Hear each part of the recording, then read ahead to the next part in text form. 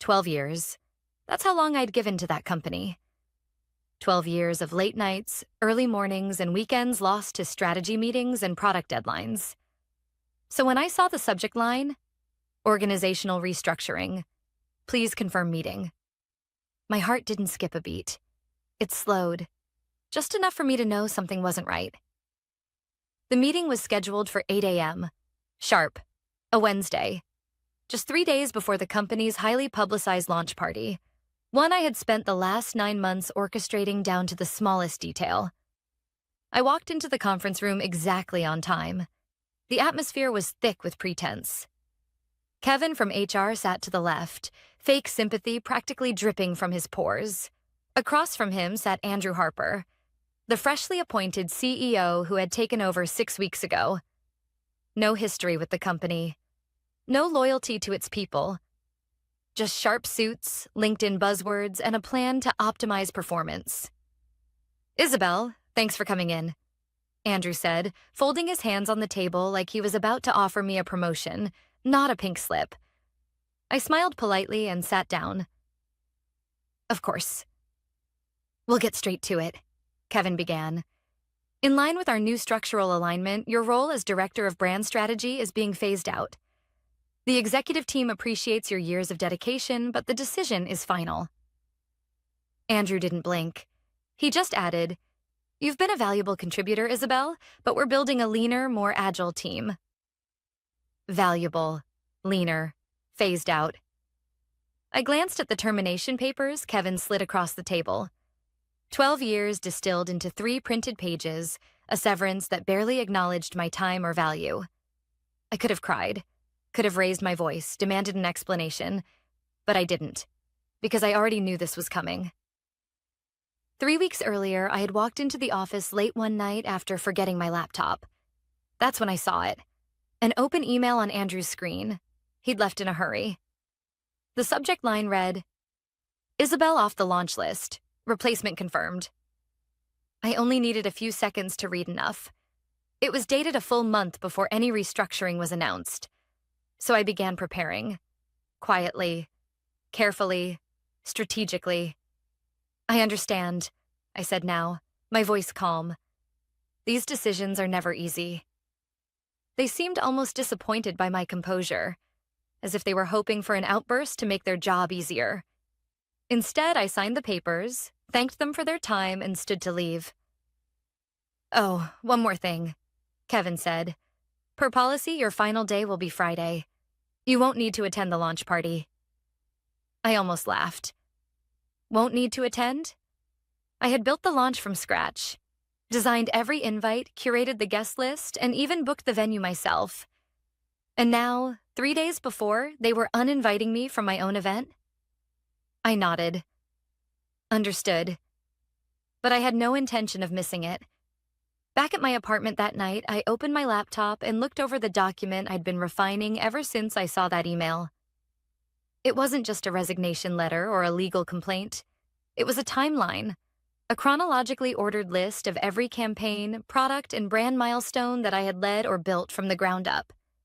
Each entry included names, proof, file backups, and emails. And at the bottom of that document, a copyright certificate. Because 9 months ago, when the launch theme was still an idea on a whiteboard, I had pitched something bold, a new branding language, tagline, and visual system for the product. They loved it, until Andrew took over and stopped inviting me to creative meetings. What they didn't realize? I had filed for copyright of the full launch identity under my own name, as the original creator on personal time using my own tools. Legal, clean, traceable. I saved the document as a PDF titled Launch Gift, Isabel.pdf, and attached it to a scheduled email. The recipient? Andrew Harper. Delivery time? 9:30 p.m., precisely 20 minutes after his toast at the launch party. I smiled to myself as I hit schedule. Let them have their champagne, their applause, their hollow words, because I wasn't just walking out. I was going to make sure they remembered me. By Thursday morning, the office buzzed with launch party energy. Florists delivering centerpieces, interns rushing around with gift bags, and marketing leads reviewing press kits for the 200-plus guests expected to attend.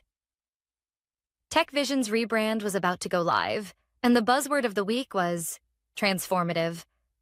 No one looked twice at me. That was the beauty of being invisible after they've decided you're already gone. I still had access to the internal comm system, the project management dashboards. Everything. They hadn't revoked a thing. Andrew didn't even bother speaking to me again. He was too busy being photographed for business magazines, flanked by people half my age and twice as loud. Every time I walked past the glass conference rooms where they gathered, I saw my work, my branding, my copy, my entire concept, splashed across the screens like it had been conjured from the heavens. But I wasn't angry. Not anymore. I was patient. Thursday afternoon, I received an email from the event coordinator confirming the final guest list and media rundown. I hadn't been removed from the CC list yet. Sloppy. Scrolling through, I saw the names of dozens of industry leaders, influencers, and investors. People who remembered me as the voice behind TechVision's most successful campaigns. People who would definitely recognize my signature creative style when they saw it unveiled. But most importantly, I saw the name of Lucas Bain, founder of Bain & Ford, the largest investment firm tied to TechVision's future funding. Lucas was a serious man with little patience for legal drama or intellectual property scandals. I had met him twice at industry conferences. Once, years ago, he'd pulled me aside to compliment a campaign I'd developed. "You've got the kind of mind that makes people pay attention," he'd said.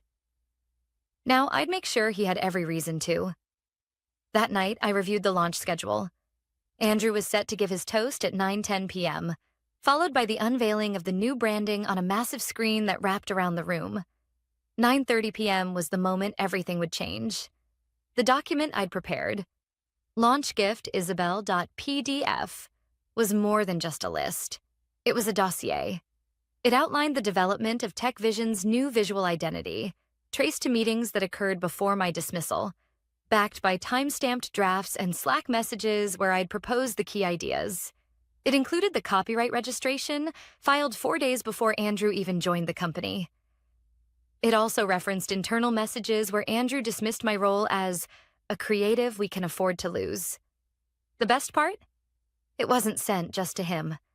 The scheduled email was set to deliver simultaneously to TechVision's board of directors, Lucas Bain, 3 top-tier tech journalists, and my own lawyer, Samantha Cho, who had drafted a cease and desist letter attached to the file. I had also scheduled a LinkedIn post to go live at 9:35 p.m., summarizing my 12 years at TechVision and my decision to protect my work after being dismissed. Not bitter, not petty, just factual, respectful, and backed by proof.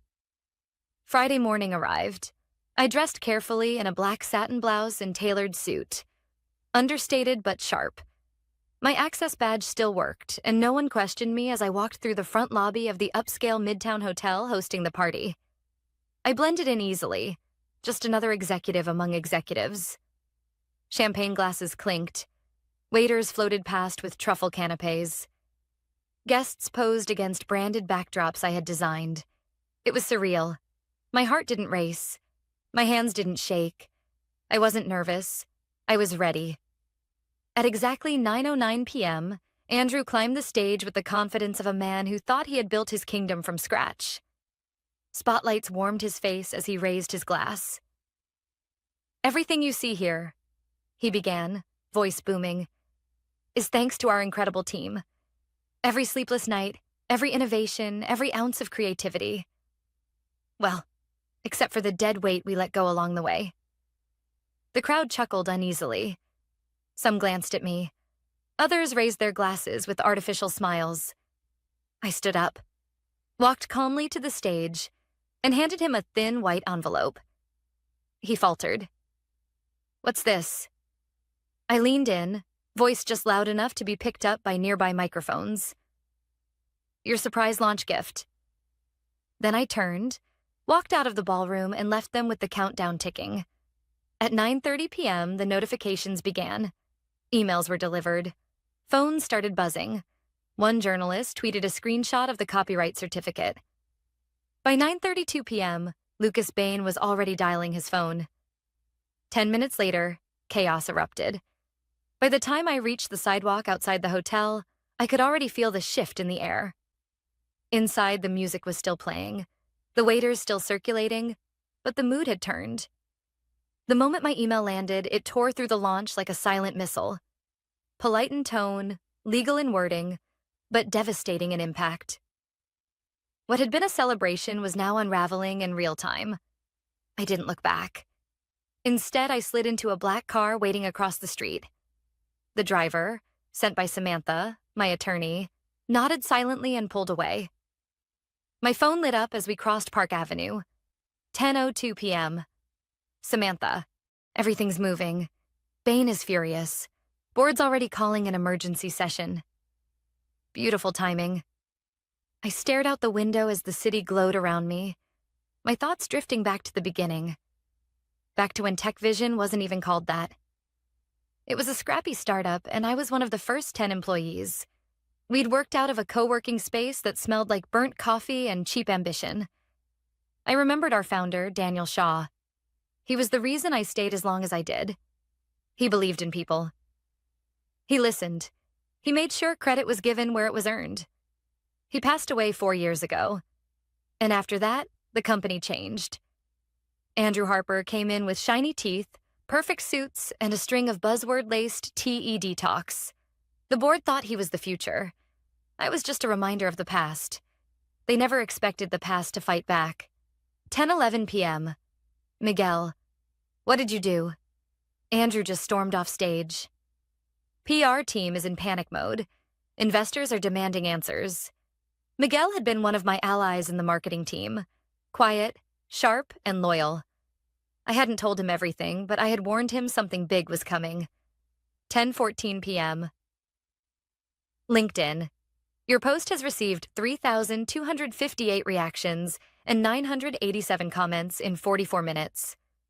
I opened it and read some of the top responses. This is why we document everything. Well done, Isabel. 12 years of brilliance dismissed. You deserved better. This is the kind of quiet strength we should all aspire to. The validation felt surreal. After years of being told to tone it down and let the team shine, I was finally being seen.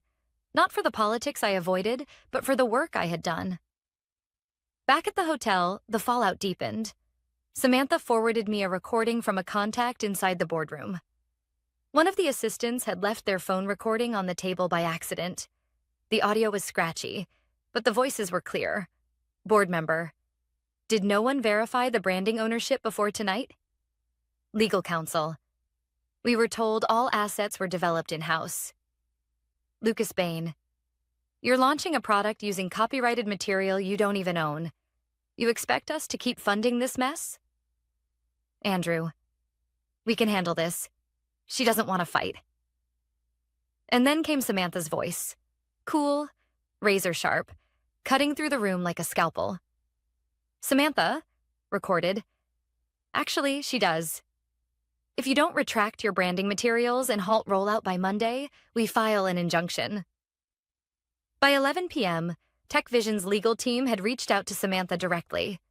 They wanted to discuss options. But it was too late for damage control. The launch had already turned into a case study in corporate arrogance. Friday, 7:45 a.m. The headlines were everywhere. Launch party goes off script, CEO slammed for IP scandal. Tech Insider, branding crisis at TechVision. Former director files copyright claim. Daily Tech Digest. Woman fired days before launch shuts down entire rollout. Voxwire TechVision's stock dropped 6% before the market even officially opened. Meanwhile, my inbox was flooding. Recruiters, journalists, startups, old colleagues I hadn't spoken to in years. One message stood out. A personal note from Daniel Shaw's widow, Claire. Subject? He'd be proud of you. I sat on the edge of my bed, holding my phone like it weighed 100 pounds. That simple sentence brought the tears I hadn't let fall during the meeting, the dismissal, or even the walkout. Because beneath all the strategy and planning, the legal protections and public posts, there was something deeper. This wasn't revenge. This was justice. By Monday morning, Tech Vision was in full damage control. The launch campaign, once scheduled to dominate tech headlines all week, was frozen. Their website had quietly reverted to the previous version. The new tagline, visual identity, and promotional assets were scrubbed clean. Social media channels posted vague messages about unexpected technical issues, while their PR team scrambled to respond to the growing avalanche of press inquiries. At 9:12 a.m., I received an email from a new name, Derek Lomax, the board-appointed crisis manager. Dear Ms. Turner, we respectfully request a meeting to explore options for resolution, including potential licensing or settlement of the disputed intellectual property. Please let us know your availability this week. Regards, Derek Lomax, Interim Vice President Strategy, Tech Vision. I forwarded the email to Samantha, who replied within minutes. Let them sweat. We'll respond tomorrow. You have more pressing things today. Are you ready? I was. At 10 a.m., I walked into the Midtown offices of Virotech, a rising AI firm that had been quietly gaining attention in our industry. A week ago, they had reached out, not just because of the scandal, but because they recognized the voice behind Tech Vision's most iconic work. I was offered a full creative leadership role, Vice President of Brand Strategy and Innovation, equity, full autonomy, and a team I could build from scratch. But the real draw? Their CEO, Aisha Rahman, had once been dismissed from a Fortune 500 company for being too bold. She understood. Our meeting began with no pleasantries, just a handshake and a simple phrase from Aisha. You are brilliant. Let's make sure you get to keep being brilliant. For the first time in years, I felt like I wasn't defending my worth. I was defining it. After lunch, Samantha and I finally reviewed the terms we would propose to Tech Vision. They had two options. 1. Cease all use of the launch materials immediately, issue a public retraction, and pay damages.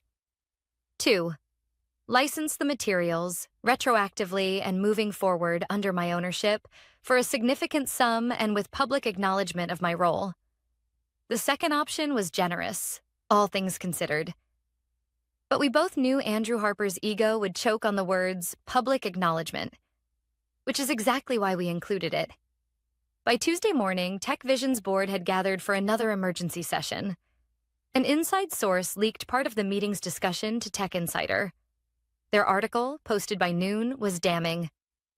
According to sources, CEO Andrew Harper failed to properly vet ownership of the company's new branding assets, leading to a public copyright dispute just hours after the product launch. Shareholders have expressed concern over Harper's handling of the situation and the potential legal costs now facing the company. The article didn't mention me by name, but it didn't have to. Everyone already knew. 10:43 a.m. Miguel. Andrew just got booted from today's strategy call. Board is furious. Rumor is he's being reassigned. 10:55 a.m. LinkedIn DM from Lucas Bain. Let me know when you're ready to talk. I think you've earned more than a new title. I didn't answer yet. I wasn't finished watching it all unfold. By Wednesday, Tech Vision released an official statement, finally acknowledging oversights in the development and attribution of creative materials related to the recent product launch. My name was mentioned, formally this time. A line buried at the bottom read, "We are currently working toward a resolution with Ms. Isabel Turner and her legal team." It wasn't an apology, but it was a beginning. That afternoon, Aisha and I finalized my contract with Virotech. When the HR director asked if I wanted to post a formal hiring announcement right away, I smiled and said, let's wait until Friday. Because Friday marked exactly 1 week since the launch party. 1 week since Andrew raised a glass and called me deadweight.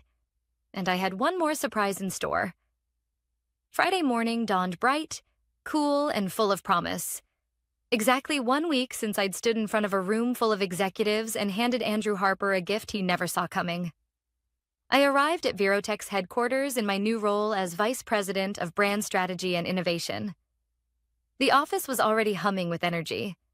Designers whiteboarding product concepts, marketers refining campaign timelines, engineers discussing rollout plans. It was a stark contrast to TechVision's culture of top-down orders and approval bottlenecks. Here, people moved with purpose, with respect. I set my bag down in my new office, larger than my old one, but less about status and more about space to think, and opened my laptop. Right on schedule, our carefully crafted announcement post went live on LinkedIn and across business media platforms. Virotech welcomes Isabel Turner as Vice President of Brand Strategy and Innovation. The post was polished but personal. It highlighted my 12-year track record at TechVision, credited me for leading their most successful campaigns, and announced the beginning of a new chapter, one rooted in transparency, collaboration, and visionary work. The final line read, "Because innovation deserves not just recognition, but protection." Within 30 minutes, it was trending. Hundreds of likes. Dozens of supportive comments from former colleagues, fellow creatives, even a few old rivals who couldn't help but tip their hats. 9:34 a.m. Samantha, their general counsel, just called. They're ready to accept the licensing terms, including public attribution. Andrew officially stepped down this morning. Interim CEO is Richard Donovan. I leaned back in my chair, letting that settle. It had taken 7 days. 7 days to dismantle 12 years of being underestimated. 7 days to reclaim ownership of my work. 7 days for a company that once called me replaceable to admit, on paper, that they couldn't move forward without what I'd created. By mid-morning, tech media outlets had picked up the Virotech announcement. One particularly biting headline from TechScoop made me laugh out loud. From deadweight to director, Isabel Turner's launch week power play. I sent the link to Miguel, who responded within seconds. Miguel. Officially turned in my resignation today, starting with Virotech on Monday. You were right, they never saw it coming. He wasn't alone. 2 other former team members from TechVision had reached out that week, asking if Virotech had openings. It did. And I was already working on integrating them into a project I'd been dreaming about for years, but never had the support to pursue. The very people who had been ignored, underpaid, and overlooked were now building something new. With me, not beneath me. At 12:15 p.m., a formal email arrived from TechVision's interim CEO, Richard Donovan. It was professional, dignified, and, most importantly, respectful. Dear Ms. Turner, I want to personally thank you for engaging with us during this challenging moment. On behalf of the board, I apologize for how your contributions were handled in the past. We have agreed to your licensing terms and will issue a public acknowledgement this afternoon. We've also initiated internal reviews to prevent this from happening again. I hope this resolution offers closure, and that your next chapter is filled with the recognition you've always deserved. Attached to the email was the draft of TechVision's public statement. They were acknowledging me by name, stating clearly that the creative direction for the original launch had been developed by me prior to my dismissal, that the company regretted failing to recognize my work and was now licensing the branding through my ownership. It was everything I had asked for, and more. Not because I wanted applause, because I wanted truth. At 3 p.m., the statement went live. Investors reacted favorably. Stability returned to their stock. But the internet had already chosen its hero. And it wasn't the guy who once toasted to letting go of deadweight. That evening, Aisha stopped by my office with 2 glasses and a bottle of champagne. "To justice served," she said, pouring. I raised my glass. "And to starting over stronger." As the sun dipped behind the skyline and our glasses clinked, I knew something deep in my bones. This wasn't just a win. It was a shift in how women in leadership are seen, in how intellectual work is valued, and in how silence is sometimes the loudest response of all. And yet, I still wasn't done. Because a victory is just a moment. What you do after is what makes it matter. 1 year later, I stood backstage at the National Women in Tech Leadership Summit, adjusting the microphone pinned to my collar. The host's voice echoed through the hall as she introduced me. Please welcome our keynote speaker, industry trailblazer, brand architect, and a voice for innovation with integrity, Isabel Turner. The applause was warm, familiar, deserved. I stepped into the light, passed the curtain, and looked out across a sea of faces: executives, entrepreneurs, students, engineers. Some I recognized, others I didn't. But many of them knew me, knew my story. A story that had become a cautionary tale in corporate boardrooms and a rallying cry in break rooms. A year ago today, I began. I was packing a cardboard box, not with regrets, but with memories, not with bitterness, but with clarity. I walked them through the truth of what happened. Not the headlines, not the sanitized company statements. The truth of how easily innovation is taken for granted, how loyalty is only valued when it's convenient, and how people like me, like many of them, are told to sit quietly while others take the credit. I was called dead weight, and I said nothing. Not because I had nothing to say, but because I knew my actions would speak louder than my anger ever could. The room was silent. This isn't just a story about copyright or a clever play at a launch party. It's about owning your work, your worth, your voice. Afterward, dozens of women, some barely out of college, some with decades of experience, lined up to speak with me. One whispered, "I started documenting everything after reading your story. I didn't realize I had rights." Another said, "My company just gave me credit for a product line I built after I reminded them how your situation played out." They weren't fangirling. They were awakening, and that mattered more than anything. The next week, I returned to Virotech for our quarterly strategy session. Miguel and 3 other former Tech Vision colleagues now sat around that table with me. We were finalizing a new campaign, something bold, deeply collaborative, and entirely original. No one was trying to outshine the others. No one was pretending to have all the answers. We built together, the way it was always meant to be. That afternoon, I received a sleek envelope at the front desk. No return address. Just my name, written in neat, deliberate handwriting. Inside was a short handwritten note. "Congratulations on your success. The board speaks of you with respect now. They should have from the beginning. I've resigned. You were right. It was never just business." R.D. Richard Donovan, the interim CEO who had replaced Andrew. A man who, unlike his predecessor, had chosen humility over ego. He was stepping down now that Tech Vision had stabilized under new leadership. Their recovery had been slow, but deliberate. They'd licensed the branding package, publicly credited me in every investor document, and most recently, they had invited me to speak at their company retreat. I declined, not out of spite, but because I had finally moved on. Later that month, Aisha called me into her office at Virotech. She smiled as she handed me a single sheet of paper. "The board has approved your promotion. Effective immediately, you're now Chief Brand and Innovation Officer." I blinked. "That's exactly what you deserve," she said, standing.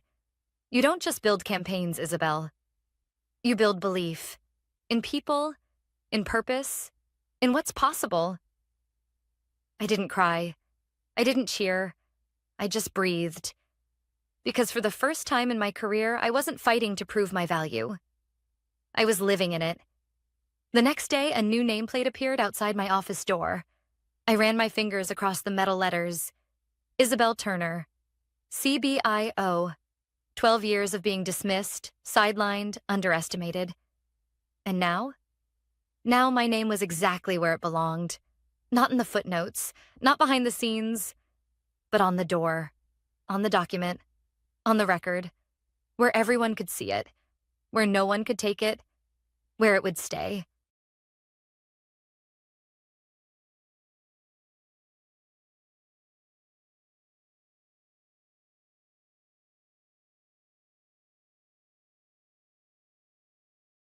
I got the invitation 2 weeks before the party.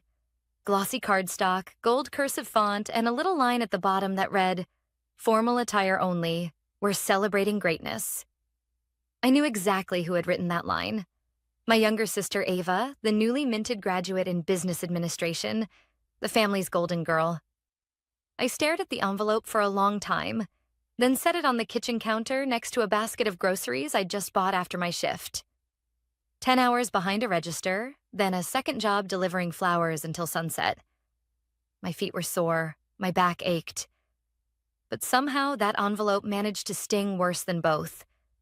It wasn't that I didn't want to go. It was that I didn't know if I could handle another evening of pretending I belonged. See, in my family, success comes with a specific look.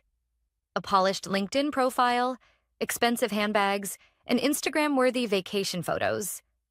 I had none of those. What I did have was rent paid on time, groceries in the fridge, and a younger brother whose college fees I quietly helped cover when Dad forgot to. But none of that counted. Not to them. My mom called a few days later, voice sweet but rehearsed. "Kelly, I hope you'll come. Ava really wants you there." That was a lie. Ava hadn't said a real word to me in months. Not since Christmas, when I showed up in my work uniform because I didn't have time to change. She made a joke about my branded polyester couture as she opened a Dior gift set. Everyone laughed, but I still said yes, because that's what I do. I show up. The day of the party, I borrowed a dress from a friend at the flower shop. It was a bit tight in the chest and loose at the waist, but it was black and elegant and not a uniform, so it would do. I curled my hair, wore lipstick. I even took the night off both jobs, which meant I'd lose money, but I told myself it was worth it.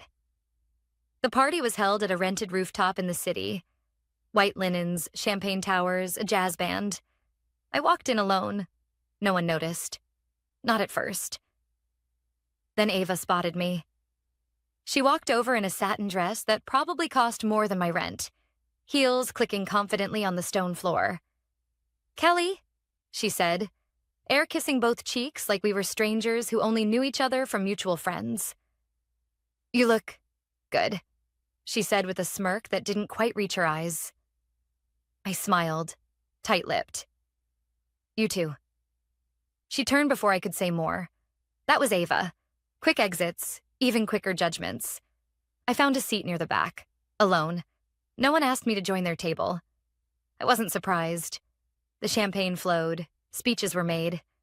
Ava's professors, her friends, even her old debate coach stood to talk about how she was going places, how she had drive, how the world better be ready. No one mentioned that she'd failed 3 math classes before Dad paid for a private tutor. No one mentioned how she'd crashed Mom's car and blamed a valet. But that's not how family stories work. We edit, we polish. Then came dinner. I ate slowly, savoring the overpriced food I hadn't paid for. Just as I reached for my glass of water, Ava stood up. She tapped her glass lightly with a spoon. "I just want to thank everyone for coming," she said, voice clear, rehearsed, perfect. "It means so much to have you all here as I celebrate the end of one chapter and the beginning of another." Polite applause. She looked around, then paused, eyes locking on me. "And of course," she added, "I want to thank my family, especially my big sister Kelly." I froze. She's taught me a lot. Like how to keep a job for 12 years and never get promoted. Laughter. Real laughter. My uncle actually slapped the table. Ava smiled. "Imagine being 30 and still a cashier." She said it like a compliment, like it was funny. It wasn't.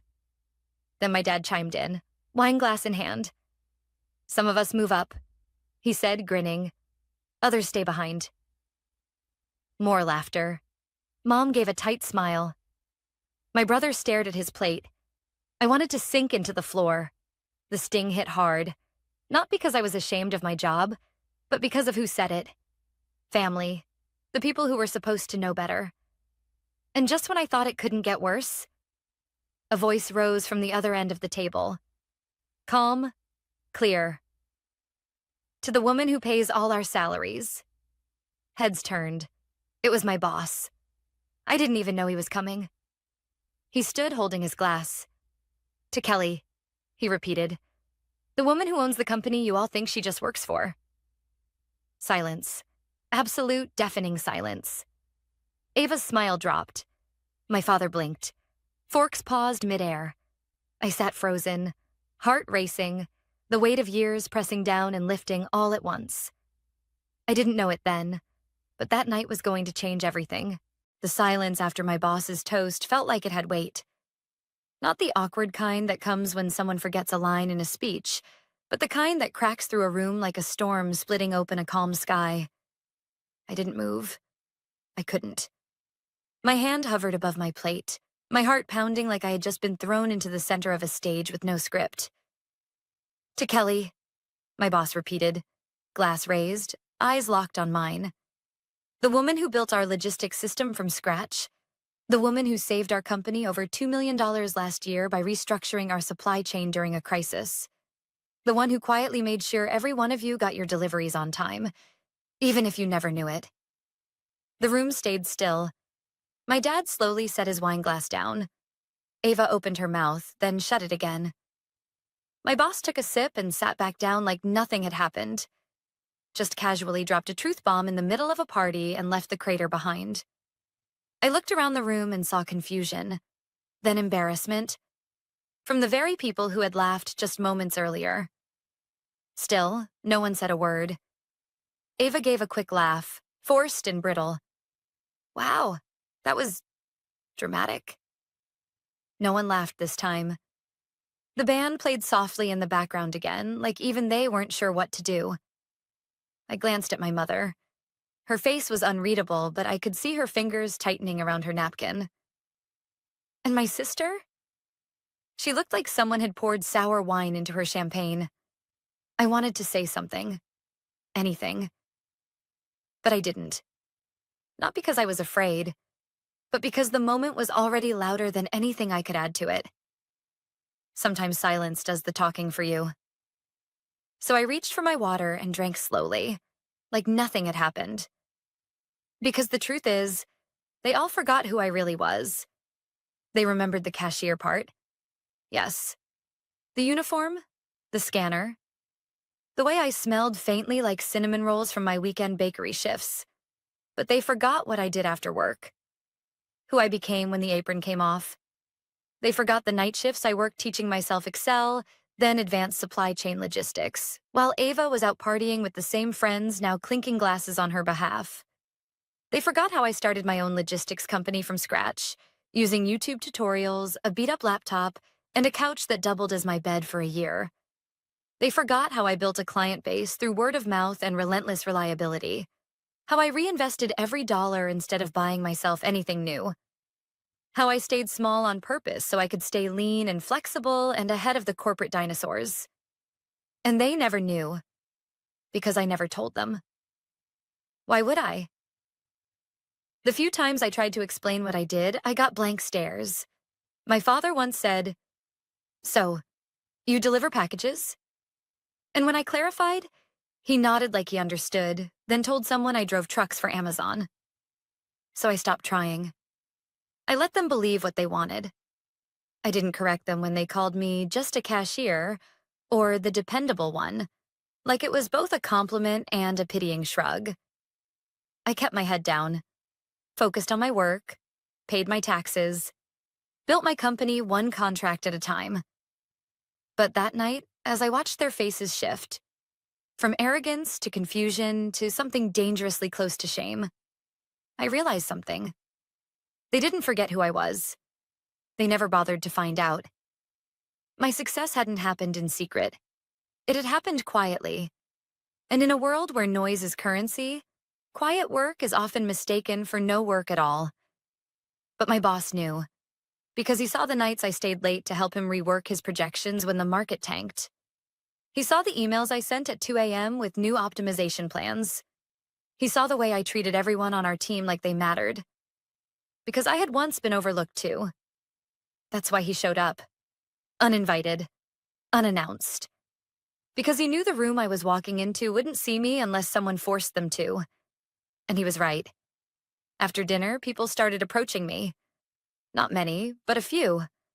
My cousin Josh, who once called me the family turtle, said, "Didn't know you were running stuff like that. That's impressive." His girlfriend nodded awkwardly beside him. My aunt offered me another glass of wine and said, "You always were the quiet achiever." Like that suddenly made everything okay. But I didn't need their compliments. I wasn't hungry for their approval anymore. That night didn't mark the beginning of my transformation. It marked the moment they were finally forced to see it. And Ava? She didn't come over. She just stared from across the room, sipping her champagne like it had betrayed her. But I knew better. Her problem wasn't that I was still a cashier at 30. Her problem was that I had been, and still outran them all. The party thinned out slowly after dinner, like people weren't quite sure how to leave. Or maybe they were trying to recover the vibe that had shattered so abruptly. Small talk buzzed here and there, laughter felt forced, and the champagne didn't flow as easily as before. I stood by the railing of the rooftop for a moment, letting the night air hit my face. The city lights shimmered below, steady and indifferent. I liked that about the city. It didn't care who you were trying to impress. It just kept going. Behind me, I could hear the clinking of glasses and murmured apologies, pretending to be compliments. Kelly, I had no idea. Wow, logistics, huh? You must be so proud of yourself. As if they were all just catching up to the reality I had lived for years. I didn't respond much. Just nodded, smiled politely, and let them say what they needed to say to make themselves feel better. Because that's what it was. Guilt wrapped in awkward admiration. No one asked how I did it. No one asked why I worked 2 jobs for years. No one asked what it cost me. They didn't ask about the nights I came home so tired I forgot to eat. The weekends I skipped outings because I couldn't afford the gas and the groceries. The birthdays I spent alone, because building something from nothing means sacrificing everything, even time with people who didn't value you to begin with. They didn't ask about the relationship that fell apart because my partner didn't understand why I kept choosing my goals over date nights, or how I once sold my car to cover a surprise tax bill and commuted 2 hours by bus while managing a growing team of drivers remotely. They didn't ask because it would have required seeing me, not just as the big sister, or the family cashier, or the quiet one, but as a whole, complex woman who chose the long road without applause. And if there's one thing my family didn't do well, it was acknowledging the parts of life that weren't pretty. I turned away from the city lights and headed back toward the main area. My mother was talking to Aunt Janice, nodding along as she always did, trying to blend in. That was her way. Go along, keep the peace, don't rock the boat. I used to resent her for it. But now I just understood that survival looks different for everyone. When she saw me approach, her eyes widened slightly. Kelly, she said, adjusting her purse strap unnecessarily. Your dress looks really lovely tonight. I raised an eyebrow. My mother didn't give compliments unless they came with a side of concern. Thanks, I said carefully. She hesitated, then added, I didn't know you'd built something like that. You never said. I did, I replied. You just didn't listen. It came out sharper than I intended, but I didn't take it back. She looked down at her drink. I'm listening now. We stood in silence for a moment. I didn't need her to apologize. I just needed her to stop pretending that her silence hadn't meant something. That her constant worry about how I looked to the neighbors, how I dressed, who I dated, hadn't shaped the way the rest of the family treated me. You know, she said finally, Ava's under a lot of pressure. She's still figuring things out. I nodded. So was I, at 22, and no one toasted me back then. She didn't respond, maybe because there wasn't anything to say. I walked away before she could say something empty like, we're proud of you, because I wasn't sure it would land right. I didn't want pride. I wanted recognition. I found my boss near the bar, speaking with one of our drivers who had stopped by for a quick hello. When he saw me, he gave me a small nod. I hope you don't mind me saying something earlier, he said. I just couldn't sit through that. I don't mind, I said. I didn't know you were coming. He smiled. Your assistant sent me the invite, said you wouldn't. I blinked. Sophie? He nodded. She said, Kelly won't tell you, but she deserves someone in that room who actually sees her. I swallowed hard. Sophie was 21, new to the company, but she already understood more than half my relatives ever did. "Thank you," I said quietly. "You built something people would kill for, Kelly," he said. "And you did it without a roadmap. I just thought they should know." I nodded. I wanted to cry, but I didn't. Not there. Not yet. Back near the dessert table, Ava was laughing with her friends again, but the edge in her voice was different now. It was tighter. Forced. She caught my eye once, and I swear there was something in her face I couldn't read. Rage, maybe? Or fear. Because when you're always the center of attention, someone else being seen feels like a threat. I didn't go over to her. She knew where to find me. And for once, I wasn't going to shrink myself just to make her comfortable. I walked back to the railing one last time and watched the skyline shimmer again. I wasn't done yet. The party would end, but the ripple it caused was just beginning. They had laughed at me for staying behind. But the truth was, I had been building behind the scenes, brick by brick. And now, the house stood taller than any of them expected. I didn't plan on staying much longer. After my boss's toast, the party had taken on a strange new shape. Like someone had quietly rearranged all the furniture in a familiar room, and no one quite knew where to sit anymore. Conversations were shorter. Smiles didn't reach as far. And Ava? Well, Ava had stopped glowing. But just as I was about to gather my things, she found me. "Hey," she said, her heels clicking sharply across the patio floor. "Got a second?"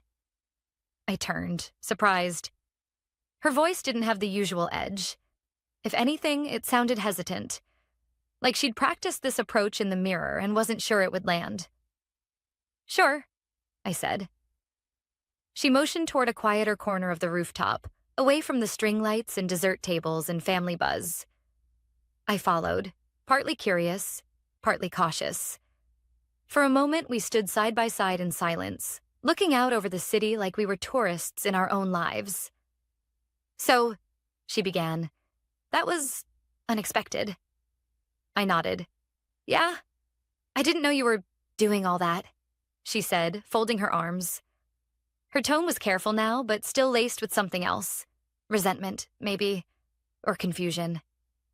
"You didn't ask," I replied. She glanced sideways at me. "You could have told me. Would you have listened?" That hung in the air between us like a challenge. She looked away first. "I didn't mean for my joke to come off that harsh," she added, voice softer now. "It was just a bit." "No," I said. "It wasn't." She blinked, clearly caught off guard. "It wasn't just a bit, Ava. It was layered. You knew what you were doing. And it landed exactly how you wanted it to. Until it didn't." Her shoulders tensed. I didn't raise my voice. I didn't need to. The weight of my words came from years of silence. "You've always made me the example," I said. "The one you rise above. The cautionary tale. I let you do that for years because it was easier than fighting you for space I was never going to be given." She shifted on her heels. "That's not fair." "It is." I cut in calmly. "And deep down, you know it." There was a long pause. Then she said something I didn't expect. "I guess I just thought I'd be further ahead by now." That admission cracked her armor a little. I mean, I have the degree, the internships, the polished resume. But I'm still waiting for an offer that doesn't treat me like a glorified assistant. And here you are, running a whole company. I didn't say anything right away. I wanted to let that settle. Ava had always been the one with the shiny milestones, the framed certificates, the Instagram likes. But now the comparison that had always favored her had flipped, and she didn't know how to sit with that. "You think this happened overnight?"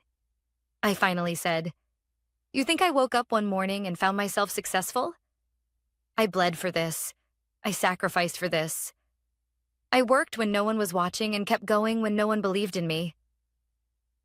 Her eyes dropped. "And just because you didn't see it," I continued, "doesn't mean it didn't happen." She looked at me, something flickering in her expression. Regret, maybe. or the first crack in a long-held delusion. "I don't know how to be okay with not being the favorite anymore," she whispered. "I think I made you smaller so I could feel bigger."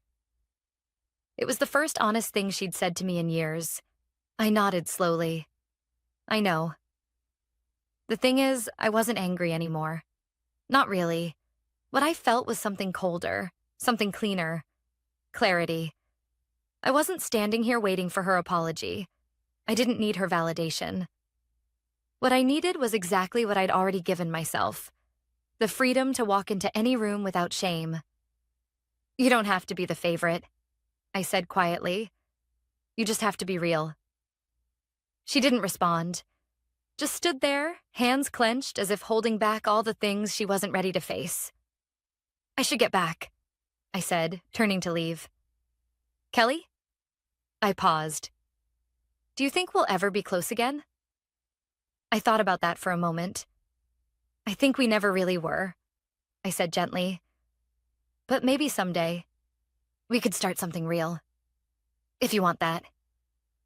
She nodded, slowly. I didn't wait for her to say more. I just walked back into the warmth of the lights, the music, the people. And for once, I didn't feel like I was performing. I felt like I was finally seen. The masks were slipping one by one, and maybe, just maybe, that was the beginning of something better than pretending. The elevator ride down was quiet. Just me, my heels in one hand, and the weight of everything that had finally been said. My phone buzzed in my clutch. Twice.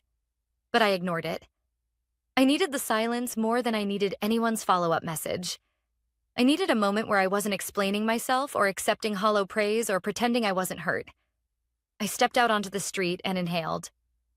The night air was cool, and for the first time all day, I felt like I could actually breathe.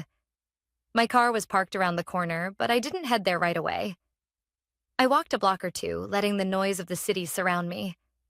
It was a different kind of hum, one that didn't ask me to shrink. When I finally sat behind the wheel, I checked my phone.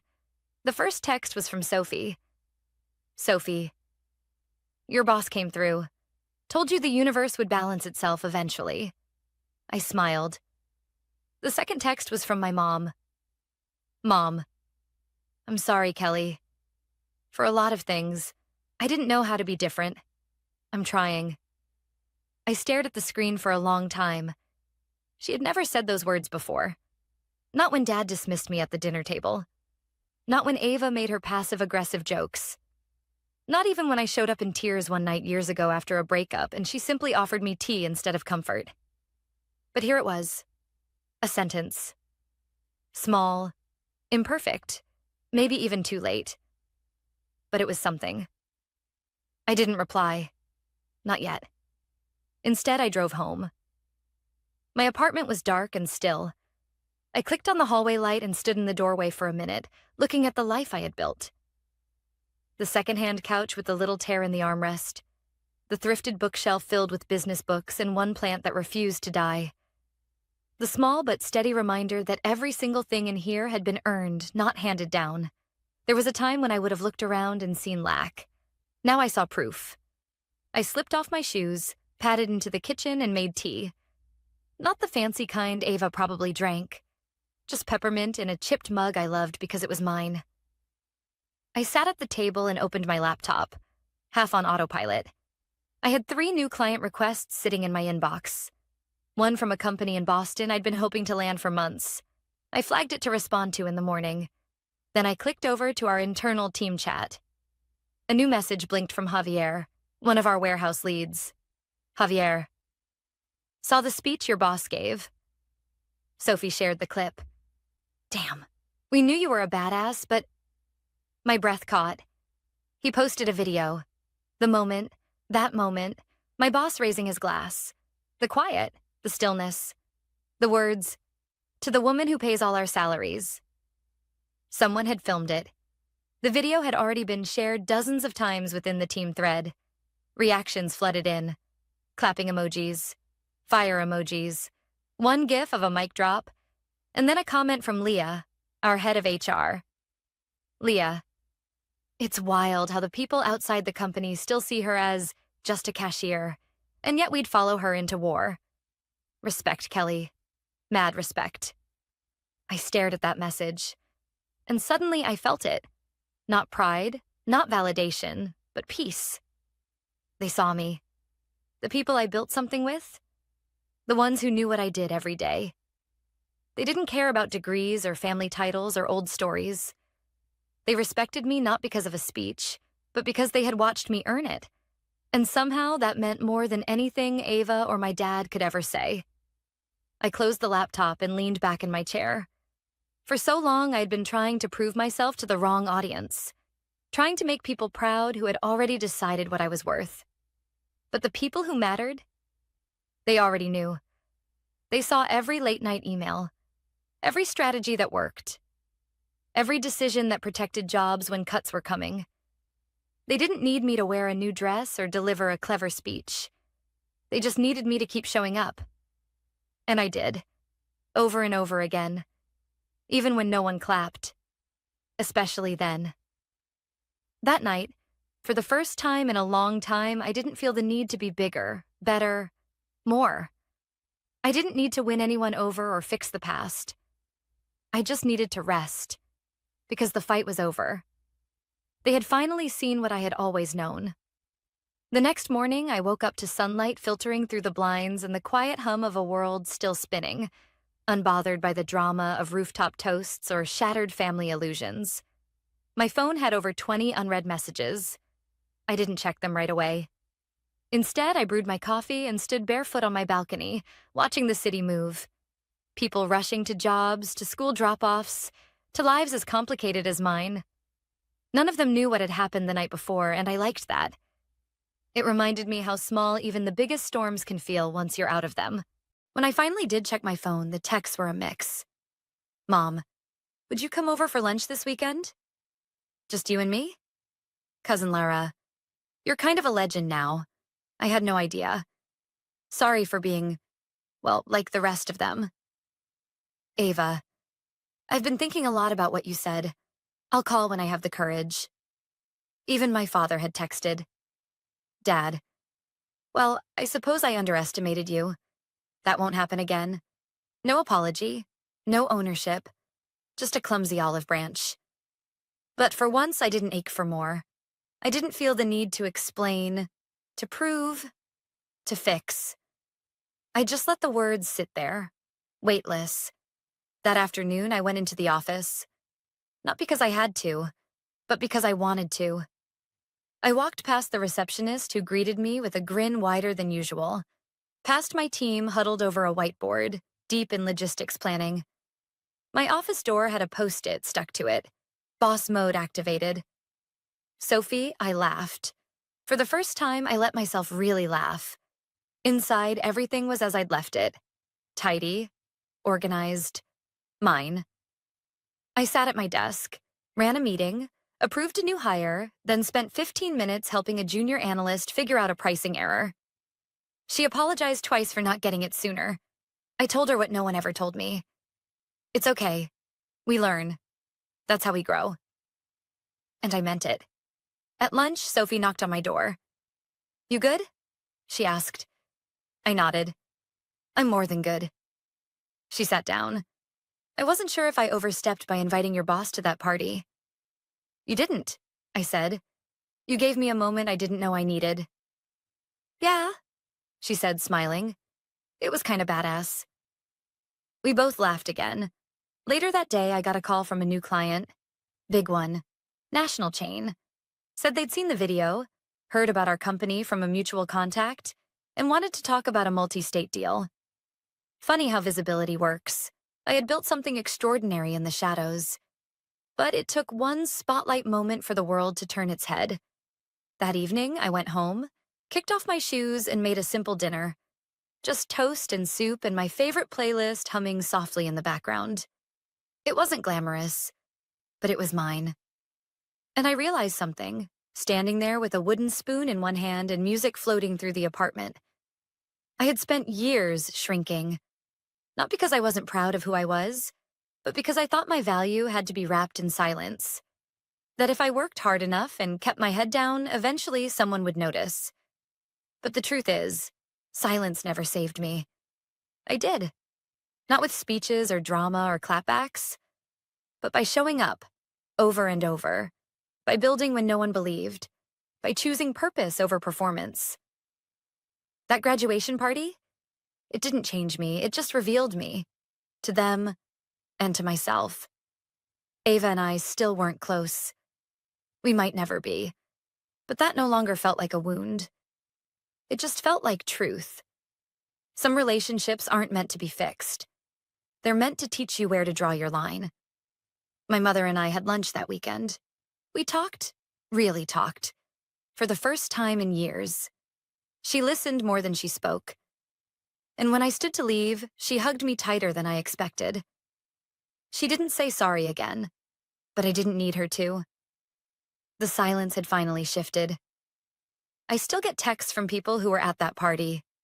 Some say they regret laughing. Some say they admire me. Some ask for advice.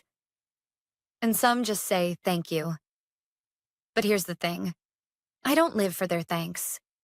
I live for the version of me who once sat in a break room at 11 p.m. with sore feet and a dream so fragile it felt ridiculous. The woman who didn't quit, who didn't shrink, who refused to be defined by what people saw on the surface. That's who I do it for. That's who I honor. And if you're reading this, if you've ever been underestimated, dismissed, made the joke, or felt like you had to apologize for your survival, I want to tell you something I wish someone had told me sooner. You don't need to get louder to be heard. You just need to stop shrinking. Your story is enough. Your strength is enough. You are enough, just as you are. And if someone ever tries to laugh at that again, let them. And then, like I did that night, stand up, look them in the eye, and walk out steady, head high, heart whole. Because the best revenge isn't a comeback. It's never having needed their approval in the first place.